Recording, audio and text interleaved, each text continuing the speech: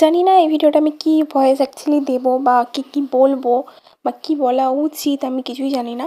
তো আজকে ছিল 26 জানুয়ারি আমাদের 10th ইয়ার ম্যারেজ অ্যানিভার্সারি, মানে আমরা 10th 10টা বছর আর কি কমপ্লিট করলাম।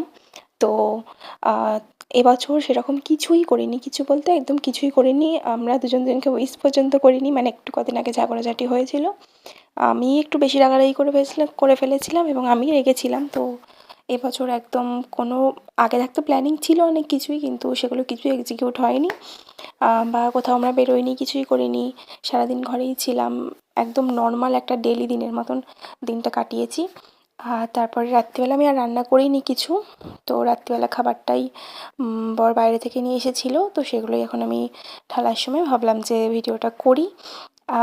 একদম মন মেজাজ ভালো না থাকলে না ওরকম ফেক ভিডিও আমি করতে পারি না, আমার ঠিক আসে না। তো খাবারগুলো কী কী এনেছিলো সেগুলোই তোমাদের সাথে শেয়ার করলাম। 3 প্যাকেট বিরিয়ানি নিয়ে এসেছিলো। 3 প্যাকেট কেন এনেছিলাম জানি না, কেননা বাবার জন্য আলাদা করে রুটি আনা হয়েছিল। বাবা বিরিয়ানি খেতে খুব একটা পছন্দ করে না, তো চিকেন চাপ, রুমালি রুটি আর ছিল বিরিয়ানি।